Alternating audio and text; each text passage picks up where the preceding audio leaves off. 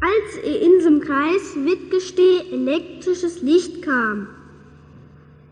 Es war kurz nach dem Ersten Krieg, von den 20er Jahren, als bei uns hier im Kreis im Allgemeinen das elektrische Licht geböbelt wurde. Die Büren haben bei ihren Häusern noch so alle Uhren und Eschebänder stehen.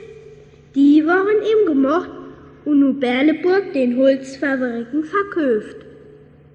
In den Jahren machten die Mare und die Jungen in der Woche noch oder zweimal Spendstoffe. Da wurde gesponnen, gestreckt und getanzt. So waren wir im Noberschaus und dem Ofen beieinander, als elektrisches Licht zum ersten Mal geschaltet wurde. Der Opa und die Oma, die davon in ihrem Leben noch nichts gehört und gesehen haben, war das ein komisch Denk. Das war doch viel helleres Licht als die Steinelslichter. Sie blieben noch die ganze Zeit bei den Mare und Jungen auf. Endlich war die Oma Miere und wohl ins Bette. Sie ging nebenan in die Kammer und sagt, Gute Nacht. Es dürte ein Weilchen.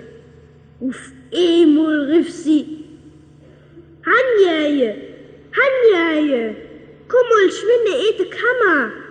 Ich han schon gebluse und gebluse, aber ich krieg ins Licht nicht aus.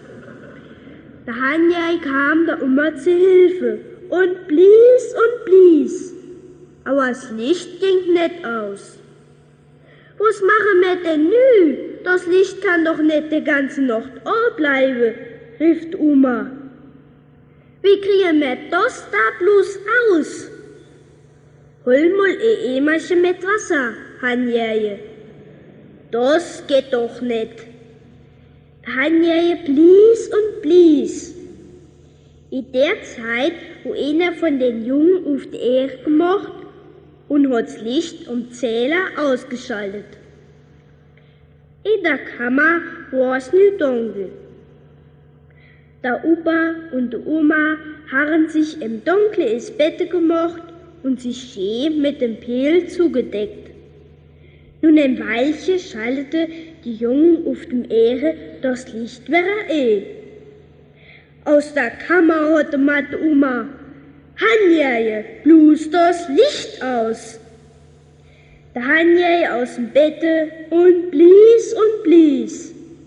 Endlich hat es aus. Wenn der Opa im Bette war, ging's Licht wieder an. Da hatte man Pressel in der Kammer. Der Opa hat's Licht kaputt geschlagen. Und Schuld. Das verdammte Teufelslicht kennt man wieder aus dem Haus.